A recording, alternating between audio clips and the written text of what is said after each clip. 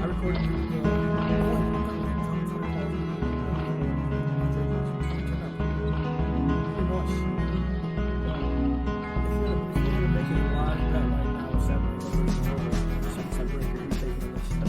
first. I gotta take Seth just because of her serve. Yep. It's a blanket. All right. So hopefully JP puts the music on over our little chatter behind the scenes. But guys, thanks for tuning in to another edition of the Pure Tennis Podcast. Super stoked to be in the booth today with a new guest, a guy that will be on the show going forward. I'm sure a number of times. Chase Pearson joined Team Yellow this week. Got to welcome him on officially on the Pure Tennis Podcast. Super excited to have a friend, someone that I talk the game with on a daily basis, a tennis coach himself, and someone that is even a big marketing guy. Something, sometimes you have those friends that you have for multiple years, and then you still feel like you start talking about work life, and you're like, damn, I didn't even know you were in the DAP program. So, I mean, it's pretty cool that we're going to be working on the content side of things. Chase, if you guys don't know, DAP is it's a big-time program at the University of Cincinnati, one of the best graphic, what would you do? Design arts, architecture, planning. Pretty cool. Yeah. Chase, but welcome on to the show, my man. How are we feeling today? We're doing great. Just been watching tennis, man. It's awesome. It's a dream come true. Get to be on the podcast here and as well, and just working in tennis. Like Nate touched on a little bit. I've taught tennis. I played tennis. I coached tennis. And now it's time to get into this space, so I'm excited to be here. You speak the language, as we like to say on the show. But so we want to today recap a lot of the action in Roland Garros, a lot of the biggest storylines right now. We got in the background Mahova versus Sabalenka in an absolute battle. Looks like Sabalenka's got 2-set points, up 6-4 in the second set breaker. So they're going to be going the distance, if I had to guess. But, I mean, then you got Swiatek and Beatriz Haddad-Maia in an epic match. Swiatek took out Coco relatively comfortably. You had Beatriz had a hell of a match. Great comeback against Ons Jabeur. I thought Ons let that one slip a little bit, but Ons is just pure class. I mean, how she handles her losses is just like, it makes me become even a bigger fan. And I mean, I've always appreciated Ons' game. I've said on this podcast before that I think her stick skills are up there with some of the best in the world. And I think what she's able to do with that racket, it's just an extension of her hand. So I was surprised to see, but Beatriz Haddad-Maia, I mean, she's a big girl. I mean, she plays big tennis. She plays big tennis. She's fiery. She'll get into it. And I think last time this year she was getting into the swing of things as well. Because I remember in Cincinnati as well, she was playing good tennis. I think she was in the quarters as well there. I believe you're right. Yeah. I believe you're right. So you got a prediction. This one, 6-5. So Mahova puts away 1 set point. Now it's back on serve. Got the mini break back. You got a prediction for the Swiatek and Haddad-Maia matchup? It's hard not to take Iga. I mean, the way she's playing her now. I mean, Coco. I thought Coco was playing pretty solid tennis, and she had some tough matchups going through the beginning of the draw too. So the way she handled that, it's hard to pick against Iga. I mean, I'm going to say straights just because it. I don't know how you can't say straights at this point. And Iga's just. I mean, if I was a betting man. Not to say I don't dabble a little bit, but I mean, Iga is the type of so Sabalenka takes the second set. They're going the distance in the semifinals of the first matchup today. But I think with Iga, it's like I don't remember any player on the men or women's side that I would even consider betting a 6-0 set, and I did it with Iga. And unfortunately, the girl Tarasenko, I think her name was Sorenko, pulled out after being down 5-1 in the first. But I was like, Iga is relentless, and I think that just goes to say that she's not out there to make friends or kind of donate these games. Her ability to lock in from the first point to the last point, a foot on the gas pedal, and just be in this ultra focused mode is probably the most impressive aspect of her game, in my opinion. Obviously, she has just the ability to rip returns, is probably the best mover on the women's side. Her ability to slide on clay sets her apart from the rest. And her ball striking off both wings is next to none. But I just think that, she is one of the best competitors in the world, but it's she's so nice off the court that we kind of think that she's this little innocent young girl, but she is a ruthless killer on the court. No, I mean, she means business every single time she goes out there. And let's not touch on the whole bagel thing. I know she's not big on that, so she was not happy with that. Not happy about that. But that was pretty funny listening to her talk about that. She wanted it's respectful, you know. She wants to respect. She's a Polish woman. We know Polish people are very respectful people. They, I say that lovingly. My roommate is from Poland and a big Iga fan himself. His dad actually Bartek's dad works in tennis and connected with the Swiatek team. And I've only heard good things about that whole. They've got Hurkacz now. They've got a lot of talent coming out of Poland. They have Magda Linette. Yeah. They've got. What's the other girl's name? But so Poland's putting together some players on the tour, and I think Swiatek and Hurkacz both being at this level is great for the sport. So on the men's side, we got to get to the ATP action. It's popcorn matchups from here on out, man. We got the matchup that we've all been waiting for. Novak Djokovic, in my opinion, the greatest tennis player of all time. I'm a big Rafa guy. Oh, I know I feel like I mean, it just is what it is at this point. Novak was taken away from the slam events for a couple of years there, where I think he would probably be sitting at 25 slams if he were able to participate. But he's in a situation now where he can capture the lead, take Rafa from being notched at 22 and take his 23rd slam, the first male to ever do it. He's got a chance to do it against the world number one, the greatest player in the world right now, Carlitos Alcaraz. What Charlie is doing on the clay courts is ridiculous. Carlos just said he played the best match of his life in the quarters against Tsitsipas. Just dismantled him. I mean, just ruthless killer on the court. Made Tsitsipas look like Tsitsipas didn't want to be out there. It was what were your takeaways from that? Before we talk about Novak, what were your takeaways from what Carlitos was able to do to Tsitsipas? I think the biggest thing that we're going to talk about. I mean, one-handed backhands. Records against Carlos is 1-18. He dominates him. I mean, in this tournament, he had Musetti, he had Shapo. 18-1? 18-1, yeah. 95% winning percentage. Yeah. For those of you guys that like math out there. That's pretty good. Yeah. That means if you have a one-handed backhand, don't love your chances. No. I wonder who's the guy that beat him with one-hander? Wasn't Musetti? I'm curious. That's a good question. The guy he lost in... Was it No, he won Barcelona. He won Madrid. Rome. Who did he lose to in Rome? Was that a one-hander? Yeah, the young kid. Yeah, I don't know. I don't even remember his name. I can't remember his name. But that guy had a one-y? I think he did. Okay. I don't know why. That's a good one to check. I'm not positive. And what is Carlos against two-handers? 97-30. So still 76% win percentage. That's nothing to slouch at, you know. But it's not 95%. It's not 95. That's a 20% drop-off. That's Correct. pretty steep. Which is just... I mean, my first thought on that is that he can't leverage the inside-out forehand and the heaviness of his ball to kind of drive guys back and up over their shoulder blades is what I would imagine. But it's like that's pretty wild. That's such a steep difference. I mean, obviously he's played a lot less one-handers as he has two-handers, but I mean, it's just is he changing his strategy, or is that just like I don't know if it's a coincidence, or is it something that to kind of be taken more meaningful as something to be kind of looking at? Because I do like Novak's chances as an underdog, especially.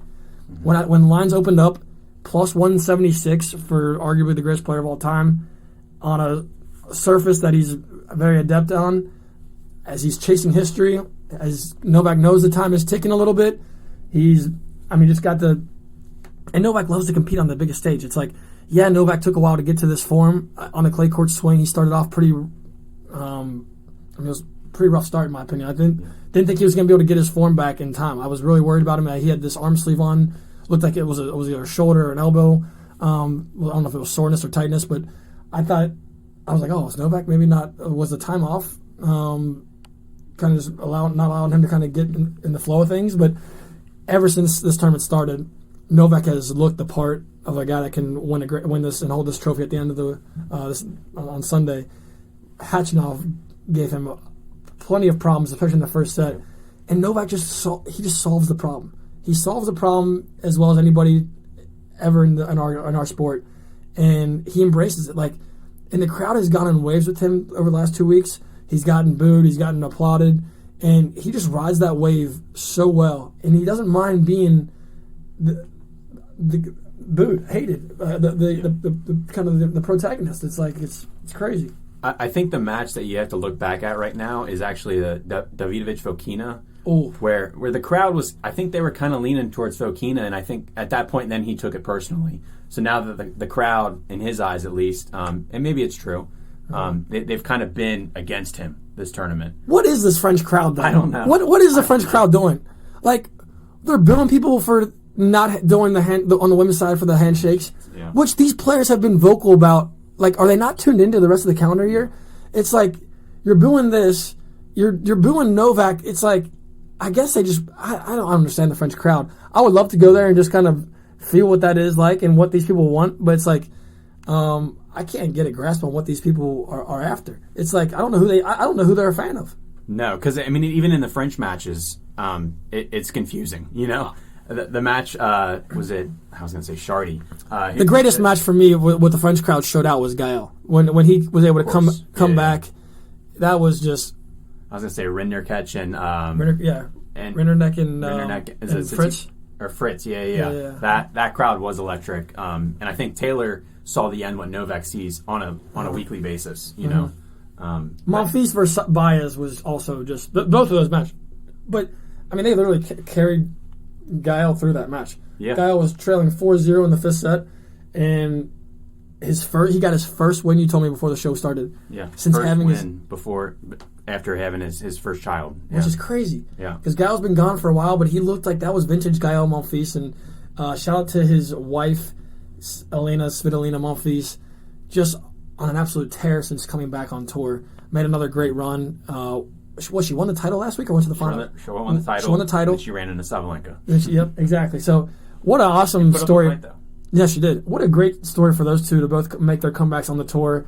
Both successful returns. Unfortunately, Gael had to retire when he was supposed to play Holger Rune due to a wrist injury. But Svitolina, it's just cool to see them like off the court in the locker room getting ready, and it's like Gael is always kind of by her side, supporting her, kind of amping her up, whatever she needs. And it's just like that's a cool connection. It's like two tennis players going through this journey together. It's like you're traveling. Like I mean, it's a ridiculously tough grind. I mean, I know that people think it's obviously a dream job for a lot of us. Would think that would be the best job in the world, and it probably is. But I know that those two, like especially when you're having a kid, it's like it's pretty cool that those two have each other when they're on this crazy tour life. But anyway, going back to the Carlitos versus Novak matchup, Novak as an underdog to me was just intriguing because I think that the pressure really is not on him for the first time in a big time slam in a long time. Like I don't remember last time he was coming in as an underdog. I think the only time I can ever think of it, because they didn't. Novak. He's 3-0, I think, as an underdog in slams. I saw something, I think it was probably Gil Gross tweeting it out there, but I think as an underdog, he's fared very well. I was looking at stats the other day on players that lose the first set and their chances of winning. I think he was second all time behind Rod Laver. Rod Laver has 500 or a 50% chance of winning those matches. That's crazy. Whereas Novak was 48%, not far behind. Wow. And the sample size was a lot larger, but I think within the last year to date, I think he has like a 90% win rate. That's absurd. When losing the first set, so his level hasn't been as good as it is, but he still gets the job done. I think he's the best problem solver I've ever seen because he has so many different layers to his game. It's like he can bring you forward. He can just go into lockdown mode where he just decides I'm not going to miss a shot. He can step on the gas a little bit and start kind of spreading you out a little bit, pinging the ball corner to corner, and he's one of the best returners to ever touch a tennis racket. So he's got so many different things that he can rely on. He can change his court positioning on the return. He can take time away from you. He can step back and try to just have those kind of heavier, higher net clearance balls. And I just think he's so comfortable going through the physical battle that tennis takes on a toll and he's fine going through that toll. He doesn't mind taking you out in 5. Like he's going to take your legs out one way or the other. The interesting thing is though, it's Carlitos this time. Yeah. How are you going to take this guy's legs? Alcaraz looks like he has never been low on energy ever. I've never seen the guy look like he looks even tired. Even after these long exchanges, whether it's at the U.S. Open or here, his ability to snap right back and to just hop back, he's kind of he just does that little jump step when he gets back to the baseline. He's just like his calf muscles are popping out of his, and I'm like, this guy is a savage, dude. He's one of the best athletes in the world, in my opinion. For sure, I 100% agree with that. I mean, I think he benefits from having Ferrero on his side. And not a bad guy to have in your corner. No. And I think just the play style of Spanish players, of that grind, I think that plays right into his game, and he kills it every single time with that. And I think Carlitos, just that drop shot, it's not fair. Just that alone right there is going to keep Novak off balanced enough where it's going to be. I mean, is this going 5? I think this has to go 5. It has to go 5. Has to go 5. I don't know. It could go 4.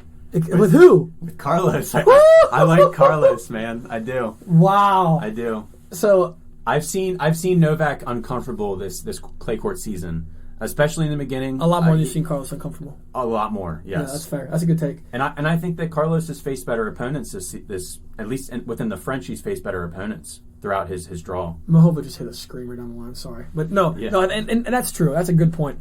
I just think Novak on these stages, he's been through them so many times. Yeah. But Carlos is getting there. It's like he's starting to stack up some of these reps on the big stages and best of 5 scenarios.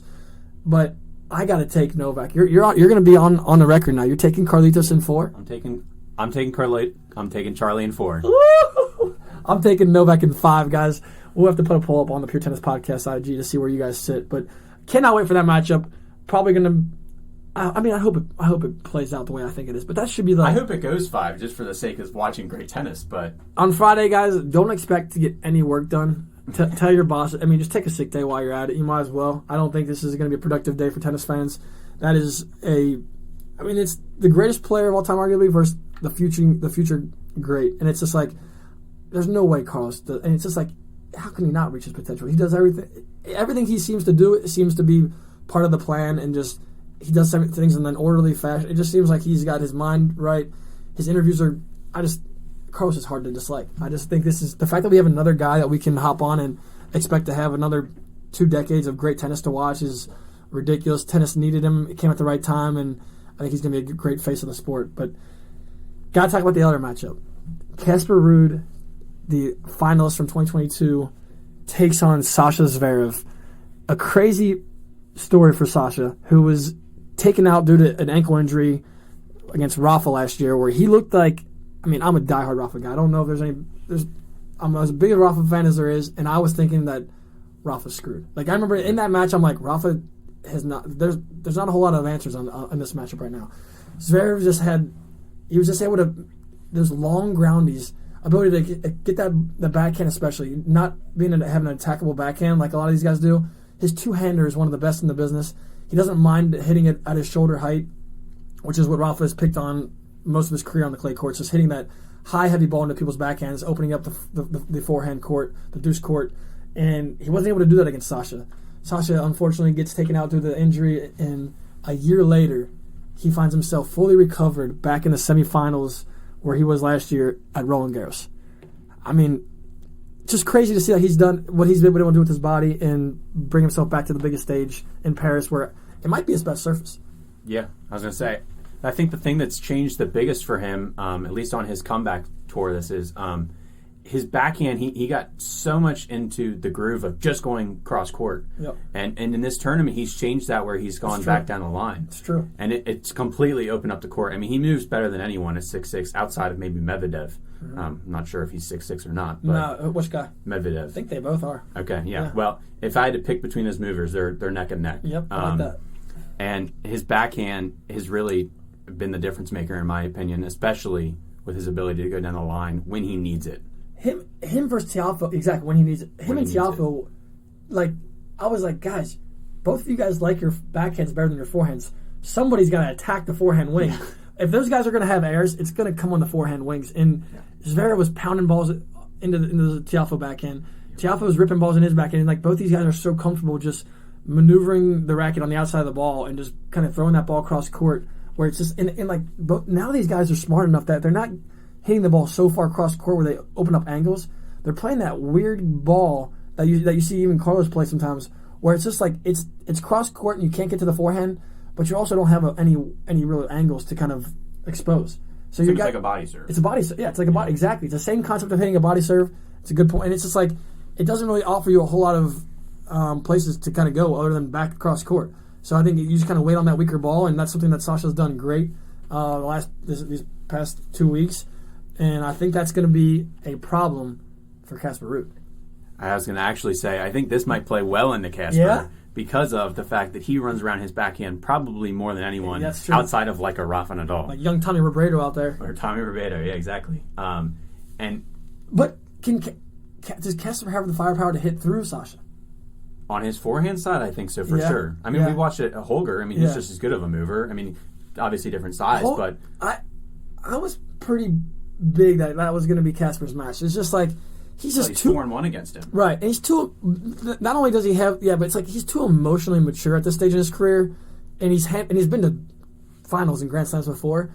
But it just seems like Holger... Just that emotional roller coaster takes a toll on you. Especially when you've done it in the last couple matches. And, I mean, Holger got a walkover against Monfils. So it's like... I think that prolonged his run a little bit longer. He's just not there from a maturity standpoint, I don't think, to kind of take that leap. Even though he has the weapons, he's got the movement down. He's got one of the best backhand. He's another guy that has one of the sweetest backhands, especially on the run. He can slap that thing. But he's just not, like, from a tactical standpoint, he doesn't seem like he has the reliability of a Casper Ruud. Casper just knows what he wants to do on every freaking point. And I thought it was really interesting. We were down in Miami. I got to sit in on Casper's coaches at a PTR meeting and just kind of dissecting what he likes to do and stuff. And it's like, Casper is not out there thinking. He's out there playing the numbers. So, like, every shot that he hits almost is predetermined by where he is on the court.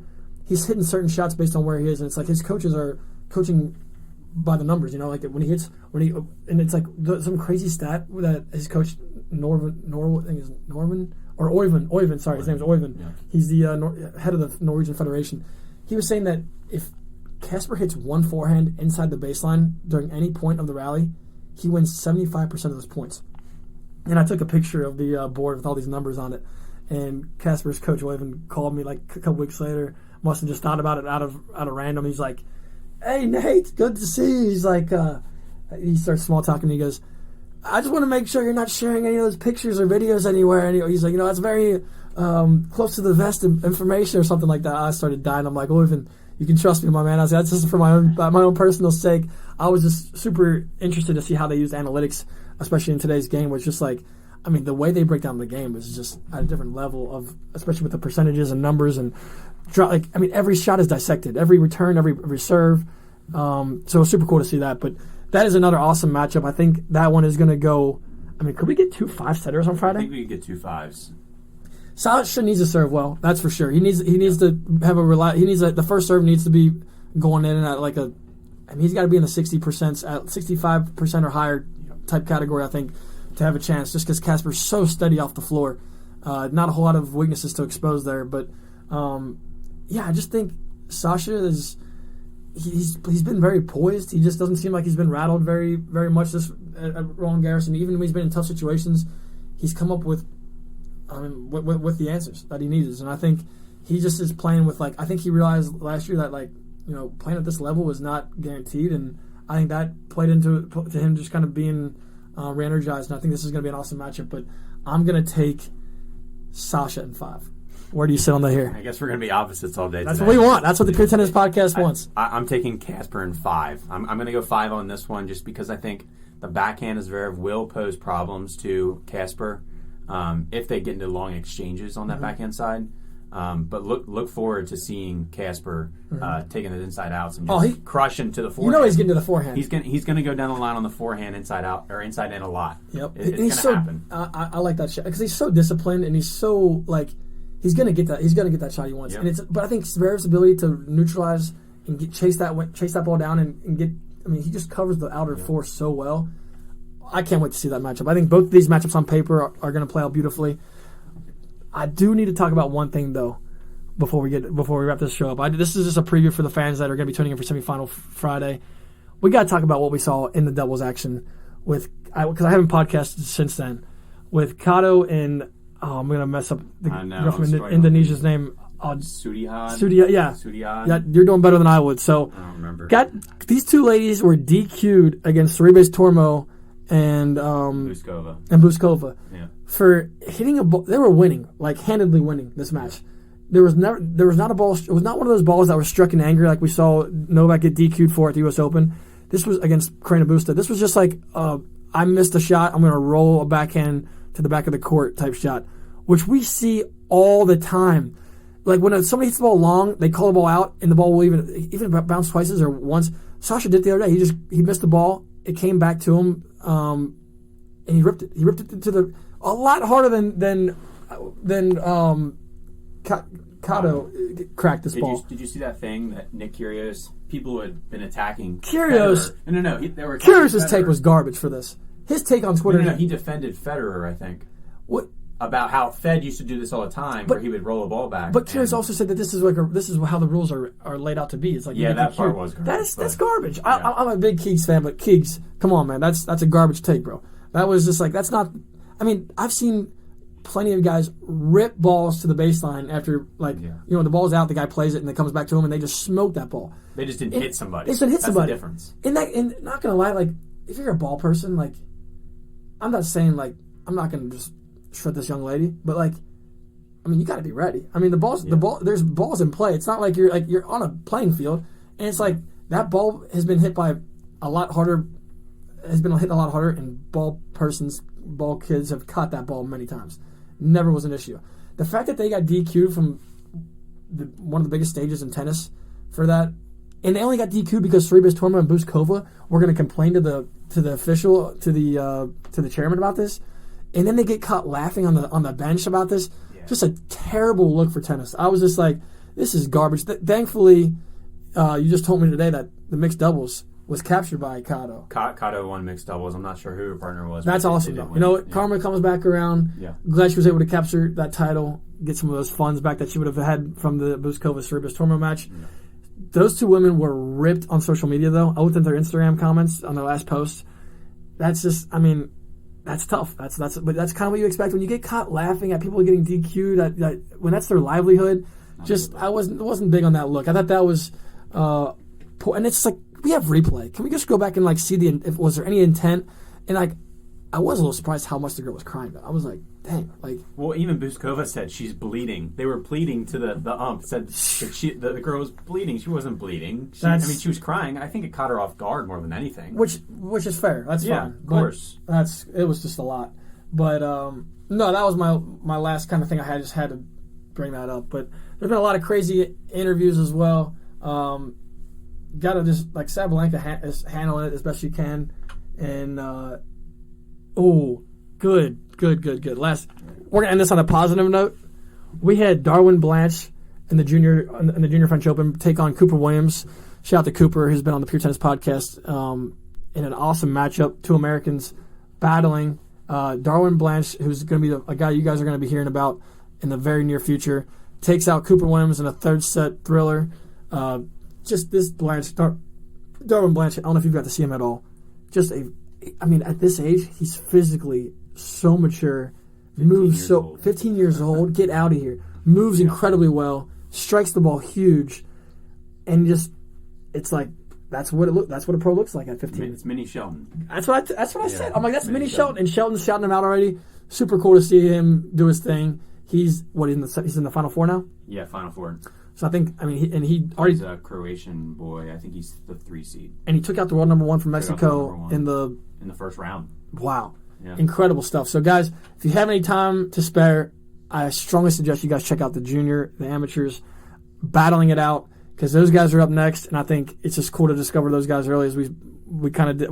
With Carlos and Alcaraz and these guys, and Holger we were able to see as well. But Blanche is the real deal. Cooper as well. Cooper's going to have a good career at Harvard as long as he stays there. And guys, I appreciate you guys for tuning into the Pure Tennis Podcast. Chase, any final thoughts? No, just ready for the semifinals. Let's get to it. Let's go, baby. Chase, love to have you on the podcast. Can't wait to have you on more. Can't wait to get started as we will be pushing that content. Check out the Tennis Point USA Instagram, Tennis Point on TikTok. Of course, Pure Tennis Podcast on IG. We hit 4,000 followers this week. We're super hyped about that. That was our goal to hit the end of the year. We hit it in June. So we got a little momentum. We got to keep it pushing. Guys, have a great rest of the week. Have a great weekend. Enjoy all the Roland Garros action. Sabalenka Mahova in an epic third set. Excited to see how this one turns out. But peace. Peace. We needed a part 2 of the podcast. let JP not come in and do a little preview of Roland Garros semifinals and also the recap of what we watched today. Two awesome matches on the women's side. We had Mahova take out Sabalenka after facing match point and down 5-2 in the third set. Yeah. Rips Had to fight through it every single set. And it was every set was a battle. Every set was a war. And Sabalenka, I will say, got a little tight in that third set though. Or pooped out. Maybe a little tired. And that's true. You got to give Mahova the credit on that. No, just because I was just telling you before we started the pod, I was like, I think the most crucial shot in women's tennis is the slice backhand. And I think just because just to neutralize the power and just neutralizes the power. Yeah. And you have to continue to generate that power yourself. Yeah. And as soon as I said that, I'm like, wait, the one girl textbook how to beat power players today. Mahova just did it. And she totally did it. And inside out forehand was on point. And she's let Sabalenka, because Sabalenka's hitting winners. You just got to let them take a couple. You're going to let them take a couple. And then just go. And she lived with that. Fight she with wasn't. it. Yeah. She just kind of weathered the storm with that, and just at the end, Sabalenka had in the biggest moments, you have a little bit more pressure on you to make a final, and you start to feel like I have to be pretty precise, pretty perfect, and hit this ball big on big points like this. And I'm punched out. Yeah, I'm punched out, and it's like this is not and you're doing this for over what was it, the match over probably 2 hours.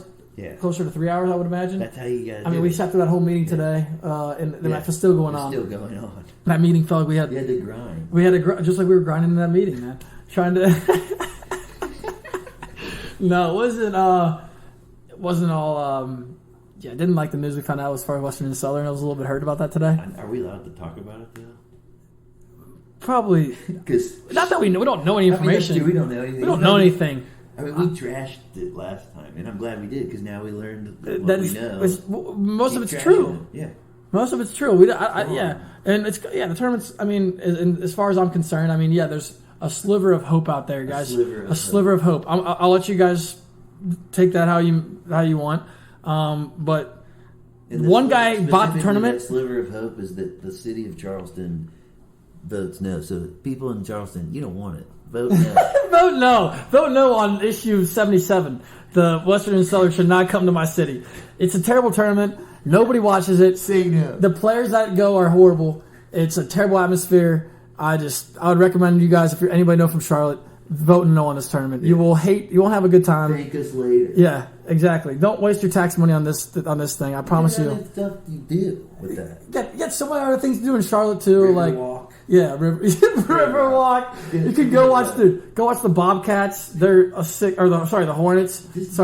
Michael Jordan puts together a ball club for you guys every year. The team's loaded, ton of talent. LaMelo Ball is the future. This is a tournament that you don't need. But for Western and Southern fans in Cincinnati, Cincinnati Masters fans, whatever you guys want to call it, the news we kind of found out was that what we kind of confirmed in the last podcast or 2 podcasts ago, it's gone. 2025, this is going to be expanded to a 96-person draw. All this is already out there. And to be that type of Masters event, need more courts, practice courts, you need more stadium courts. And Ben Navarro, the guy that bought this tournament from Charlotte? Yep. From Charlotte, bought the Charleston Open. They told us today that I didn't realize that was voted the top best tournament in the WTA. Yeah, that's crazy. And good for him to do that because I've heard people that went to that tournament that it was an awesome event. So I guess he has I guess he's got the experience to do a tournament round. So I guess that's why he's able to do this. And they did tell us that he loves tennis today, which I was like, that's fair. I mean, he's got a daughter that's playing on the tour. It makes sense that he does. And so I guess it's good. They said it's good to have a person that loves tennis. And I said that's fair.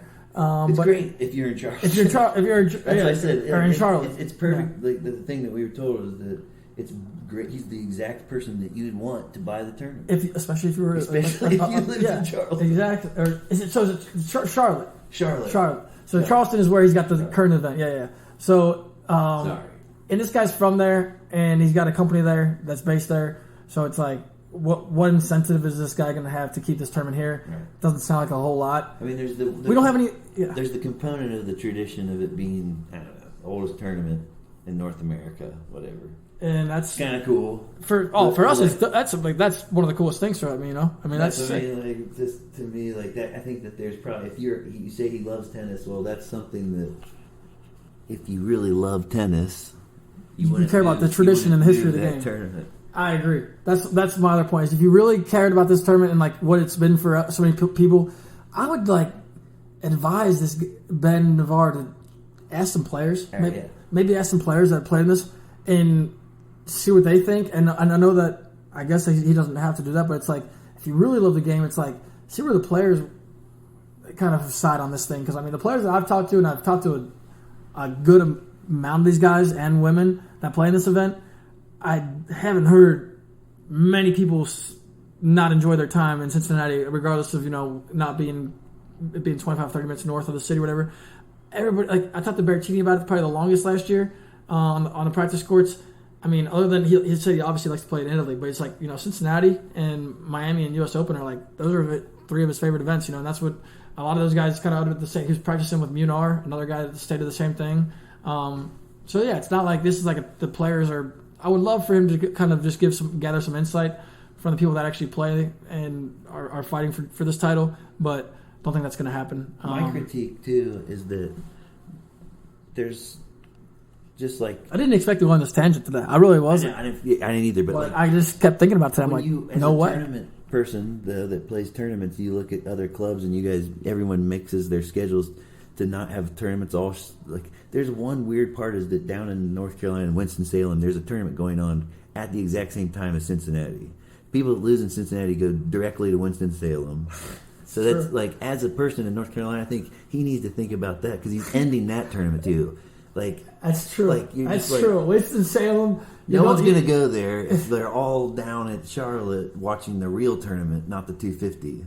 Right. That tournament kind of that tournament's getting burned too. Yeah. All you people in North Carolina that love Winston-Salem, vote no on issue 77. It would be better for everybody. Vote no on issue 77. But the one thing I think this will do is if Cincinnati were to actually care about this. I mean, what did she say? The governor didn't even know what this tournament was. Was that the governor? She said the governor, but then she said of a town. So like I can't take that for a grain of salt because it doesn't make sense. Yeah, it didn't make sense to me either. But that's usually true. the mayors of towns. Yeah, I didn't understand. She said governor. I was like, that dude was important.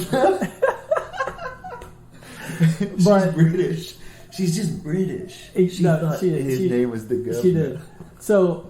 The only thing that I want to say though about that is like, it's going to push Cincinnati and the people of this town to like finally promote this tournament and treat it like it's supposed to be treated. I mean, you have literally for the last 20 plus years that like with the big three and all these other people, it's like you've had some of the best athletes on the globe. Like not just best tennis players, you've had some of the best athletes of the last 20, 25 years, and it's. Like these guys, I don't think they put the resources behind it that they should have, and I think the fact that like, I think if you ask a lot of people where the Western and Southern was, it's like the one tournament that like it's just because it's not marketed as I would market it. It does not have the like Western and Southern. I call it the Cincinnati Masters. Like it's like it's the Cincinnati. It's the Cincinnati Masters. Yeah, so the Western and Southern Open. It's like what is that? Like that's just a terrible ploy in itself. I'm sorry, Western Southern Financial, great people. Whoever. It's like that tournament. That's not like a tournament name. That's like a staple to the city. It's just the corporate naming rights of just like Paycor Stadium. It's like the Cincinnati Bengals. Right. We're making this B for Bengals, the logo. It's like, what are we doing out here? Sorry. It's the worst logo in sports, but that's another story for Houday. But so Cincinnati.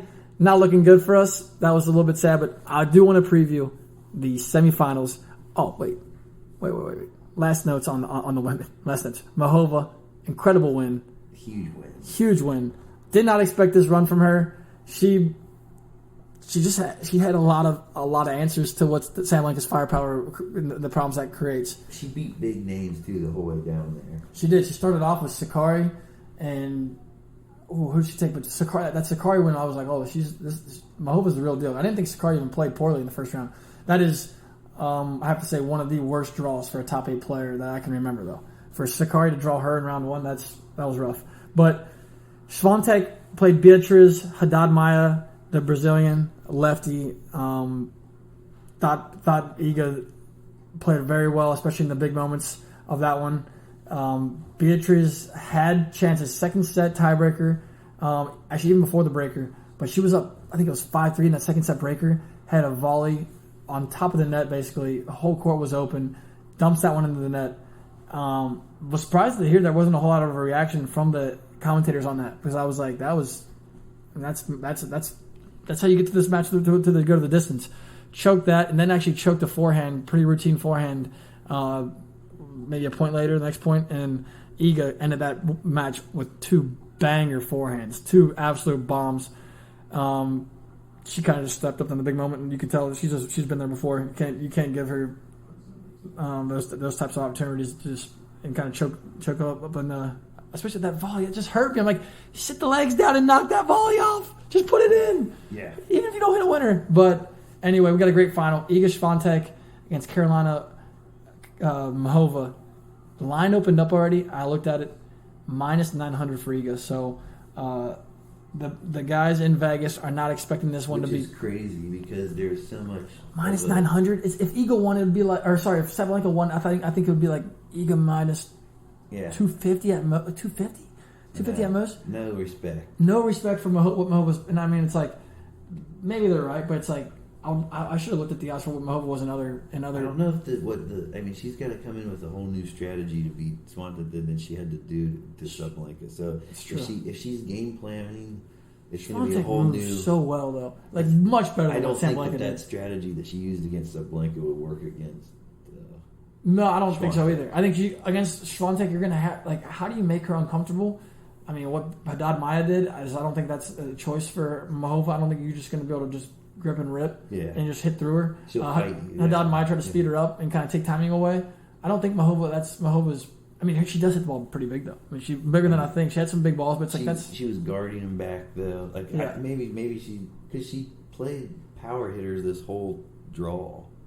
She's just been doing that, right, and it's working every time. Yep. So I don't know. Her change of pace is very. I mean, it's impressive. But any final thoughts on the WTA action? We got Iga versus. You want to drop a prediction for the final? You got Iga versus Mahova. I hope that Mahova gets her. I just feel like that would be interesting. I also think that what's the gut? Doesn't have a chance. Yeah, no chance. It's just like that's a tough final. I mean, I love what Mahova's done, but it's like I could easily see a 2-2 win. I think that's Iga's fourth. Yeah. That could be her fourth one before 22. There's the weird part that no one in the WTA can win when they're supposed to win, though. But she's been the one. She's the only one that can, especially at Roland Garros. I mean, this is her surface. I don't and you can just tell she just feels comfortable on this, sliding, moving. She just looks like she's at home. Aren't you glad you don't have? Now I don't want to get anybody upset, but aren't you glad you 22? Don't, sorry. Aren't you glad you don't have to see Swiatek not shake Sabalenka's hand? That's.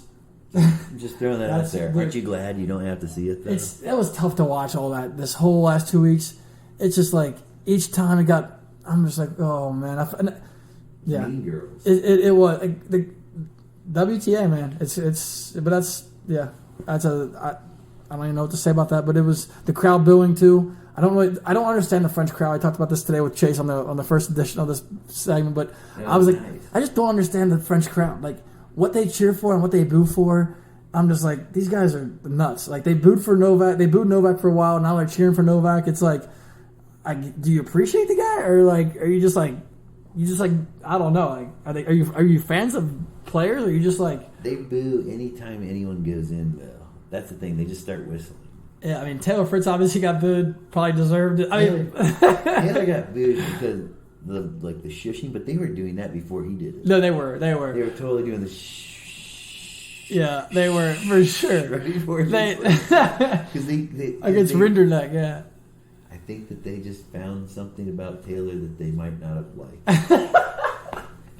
And Taylor Fritz. I like Taylor, but I'm just saying that maybe the French. Do you like Taylor? Yeah. You're a big Fritz guy? No, but I don't feel like he deserved that. No, he definitely didn't deserve that. But it maybe was at the end a little bit. Yeah. But it's you're playing a guy that's obviously mean, gonna have the crowd. He's from France, so it's like, Right. what did you expect? Like, that's the thing. Like, that was their Like, dude. it's just You like- beat their dude. You play, but maybe Taylor didn't. Pissed on his grave. It's like the Bengals played the Pittsburgh Steelers. We're not going to go in there and get applauded when we score a touchdown. It's like that's just how it is. It's Yeah, like right. that's how sports is supposed to be. They So don't- I like that. I wish, and then same in the U.S. Open. I mean, Tiafoe's playing somebody like unless it's one of the big three or yeah, whatever. we're going to go nuts. For sure. Yeah. Especially if he's beating someone from, I don't know, throw out any country. That's true. Oh man! So let's talk about the two matchups on Friday. You guys will be hearing this early if you tune in. We're recording this pretty late on Thursday night, but we got Sasha Zverev is the slight dog versus Casper Ruud. Basically a toss-up match. Who do you got in that matchup? Obviously, Sasha had a really nice, pretty comfortable win versus Dimitrov. Casper takes out Rune. Just drops a set, but Casper was pretty much in control of that match the whole way through. Both guys playing extremely well. Crazy to see Casper back in the final. Awesome to see Sasha bounce back from his injury in the semifinals versus Rafa last year. Looked like he's got back to his level. Just has slowly worked himself into shape and into form, and made the run. So where do you kind of sit on the Casper Zverev match tomorrow? I put some money behind Casper. Woo! So you got some cash on Casper. All right. Only because I feel like there's a little bit more of a win confidence coming out of Casper on clay. Like, this is not his first final this year. Semifinal or whatever. He won an Estoril. And like Zverev, I think, playing great, make it to semifinals is insane. So it's going to be a good match. I just, like, if I had to say, like, I'm just pushing Casper just because it's just like, he's just like you look at the NFL dudes that like play for the first 4 weeks, like some of them are kicking butt, but like the really good teams are like later in the year, you can tell. So I feel like he's just later in the year in a late season stride, whereas Zverev is like still hot, but could like kind of get cold real quick. I think Sasha's going to see this opportunity as like, I don't disagree with you, but I think he's going to also see this as an opportunity like of a lifetime where he doesn't have to play for the first time like a Novak or a Medvedev or a Carlos before reaching the final. And like, if you're going to play somebody in the semifinals of a Grand Slam, you want Casper Ruud. If you're Sasha, it's 6'6", clocking 135-mile-an-hour serves with his backhand, with his movement, getting out of the outer force of the court as fluid as he does, covering Casper, because Casper likes to work the inside-out forehand, and he's going to rip the inside-in forehand now after he opens it up. But Sasha moves extremely well. It's probably as good as anybody as tall as he is, like Chase said earlier, as Medi. And I think Sasha, like, this is what you want, and it's like it's pretty much a toss-up match. You got to serve well though. You got to serve well. They both made it to number 2 in the world. That's true. Good point. Like they're in that kind of world. They can both fight at that level. Yep. Casper just, my gosh, it's like he just hits this, like he doesn't. There's no thinking. He takes the thinking out of tennis as much as you possibly can. Just with he plays a systematic, fully kind of scripted tennis style. Right. That's what it looks like, and it's fine. It's like sometimes he got him to world number 2, huh?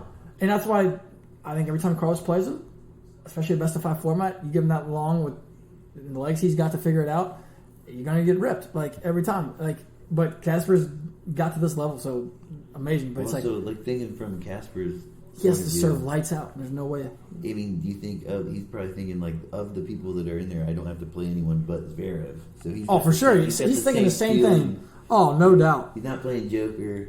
He's not going against Alcaraz. He's facing a 75-mile-an-hour second serve that sits in the middle of the box, and he's going to take T-balls to it all. It's going to be literally soft pitch baseball with that second serve. Yeah. Casper's going to be stepping in, forcing Sasha to hit. The shit out That's why Sasha cannot. He's got to hit first serves because that second serve, like Grigor, he's just not that guy. Never has been. He's underachieved pretty much his whole career, in my opinion, because he couldn't step on the gas pedal like these other guys can. And Casper is going to literally take batting practice against the second serve and just make Sasha work end to end from the first ball. Sasha has the legs to do it for 4 sets. That 5th set's going to get a little hairy. That's what I'm thinking. If he goes 5, that's what I'm thinking too. Like, I'm out on I've Sasha. never seen the ankle on 5 sets. And we're about to, because this is, I don't know. I mean, he has to serve. He hasn't gone 5 yet. Big. He hasn't gone the distance And yet. no, and he has to make a lot of them. That's the thing. You got to go big, and you got to make 65+%. I think if you're Casper, you just go the distance with him, just to First, see. test. Ask the question. Test that body. Ask that question. All right, got to get into the popcorn showdown. All right. Match of the year: Novak Djokovic, which amazingly, gets the semis. I mean, amazingly, And then we kind of saw that at the beginning when the draw came out that we could get a Djokovic Alcaraz semifinal. Why did we all just assume that Novak was going to find his form and his level after looking like a rag doll throughout the clay court circuit? He didn't look impressive to me once, really, in the earlier warm up events to the French Open. But Novak, the coolest thing about Novak though is he's still hurt. Except the last 2 games he's loses. He's always been transparent. He literally makes sure he's peaking at slams. Yeah. That's what he cares about. That's all he cares about is Grand Slams. And I love that he's open with that, and that's what he's done. His body is fully at its best that he could possibly be at that moment for the Grand Slams. That's what he did. He's taken off the armband. He's finally looking like he's loosening up, and it's like every match he just puts the clamps on a little bit harder. And he's like, Falkina, clamps. Hatchinov, clamps. Which Falkina was a good win. That was a good win. It was a hard fought. Falkina's a clay dude. Falkina's nasty. Falkina's nasty. And he took him to 7-6. He didn't get 3. Yeah. He had to fight. Yep. That's way more battle tested. That return winner that Djokovic had on set 2 set point. My goodness, the fact that he goes into that possessed mode, and I'm just like, that's why he's the GOAT. And that's why my coin for tomorrow is on Mr. Novak Djokovic. Got to go with him. The Joker. Taking him in 5, though. Me too. Taking him in 5? 100%. Shoo! That's weird. 36 years old. We didn't talk about this. Joker, though, I think, because we did talk that Alcaraz had beat him in Madrid. Yeah, he did last year, 2021. But we both said, and it was like a battle. Yep. Wasn't 7-6, 7-6, 7-6 or something? 7-6, 7-5, 7-6, yeah. So, Alcaraz not feeling I own that guy. He's this is going in there, and then he's got the 5 sets to deal with. And his body's not perfect either. Where's the pressure, though? Cramps up in the legs. The pressure is definitely on Alcaraz. That's crazy. Which is I guess it is, though. But why is it only the guy that hasn't even won this event before? Because I think I don't think in his head, obviously he's the most confident dude in the world, but he did. Still, somewhere, some part of his brain's I haven't played 5 sets against that dude yet. I like that. That's a good. That gives me hope that Novak can do it. 3-2. And I don't know who I'm. Lost to Casper. That's true. On the 5 set. I don't even know who I'm rooting for. Usually, I feel like I have a rooting interest. I don't really feel like I'm rooting. I can't. Okay, let me walk that back a little bit, huh? I know, I'm with you there, 100%. But I totally agree. I do love the Big Three. Obviously, I'm a 90s kid that grew up watching the Big Three, and I don't want these guys to fade away yet. I want to hold on to me being young, but it's just these guys, we're all getting older, and it's come on. Get one for the guys, baby. Come on, Novak. Right. Show the young 20-year-old that, it doesn't matter. And I think that would even motivate Carlos to, longevity. It's I can play great tennis till I'm almost 40 years old. But it's just crazy that the highest level, the greatest tennis of all time type tennis. Right. And Novak's still doing it. We somehow don't put him in the age of Rafa, where he's and Stan. We think these guys are way older. The dude's 36, but stretching for 4 hours a day, I guess, is the answer. I guess we all need to do that. Yeah, well, I feel like his type of game too isn't hard on his body. He's lightly more fluid than Nadal is. Light years bruiser. But there's a bunch of dudes that bruise out. And I think his just smooth body style and play has kept him a young person. He still thinks he's it's me and Alcaraz. We're gonna have a long career together. Dude, you're on the way out. You have to see it. Yep. But the cool thing about when I analyze Carlos, and I'm usually when I think about Zverev, what he has to do against Casper, it's pretty. It's you find that answer quicker than you find what can Carlos. What does he do against Casper? What does Carlos do? Sasha? Sasha got to hit first serves. And you got to stay away from letting him spin you off the court. Yeah, but he won't have a problem with that. I mean, that's why Sasha. I didn't hate the matchup for Sasha against Rafa because he can eat up that forehand, that big heavy forehand into his backhand better than probably almost anybody on the tour. Because Sasha has one of the best backhands, loves his backhand. Probably, I mean, it looks to me like he likes it more than this forehand. I mean, almost, and he loves taking it early. He can, the high ball is not a problem with his height, and he can pretty much. I mean, he just ropes the back. He finds great length on it. He can control from anywhere. He can just kind of roll it. He can step on it. So I don't think that's an issue. I think, but he has to make first serves, has to attack the forehand, and I think he's got to come forward more than he's starting to show it a little bit more. He's still a little sloppy for me up in the front court, but he's got to continue to come forward, and those big heavy higher moon shots that Casper kind of has to neutralize the points. Got to knock those off. Got to knock those off. So that's how he's going to beat him. Yeah. I think that it's weird because when you think about Casper Ruud and all, what do you do to win against Zverev? And it's like the opposite. It's like make him come in, like make him try to shorten the points, try to lengthen the points. Like it might be an interesting match because it's so different, so different. What the other one's good at. Yep. And that's the weird part. But back to what I was saying was like for Carlitos, for me to dissect his game and what he's going to go against Novak, it's just a weird thing to think about because he has a lot of things that could work. The drop, pushing the Novak, trying to get him deep in the court, hitting the drop shot like he does to everybody, could work. Also, playing huge tennis and trying to hit through Novak when Carlos is on could work. That's how serving and volleying for Carlos could work. I mean, taking their returns early, taking no time away from Novak could work. Sitting way back in the court and making Novak be a guy that has to come to the net and knock points off and sitting back deep by the curtains could work. I don't know. It just depends on what Carlos shows.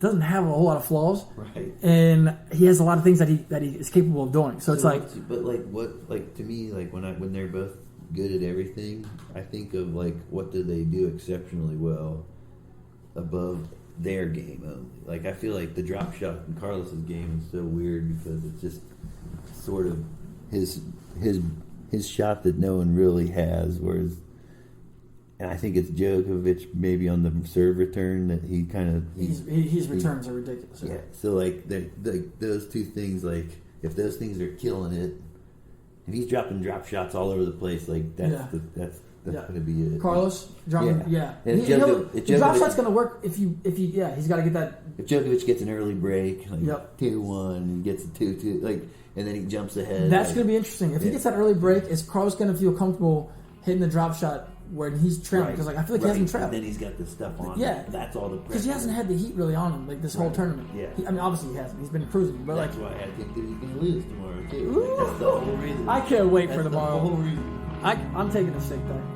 Honestly, we need to just take.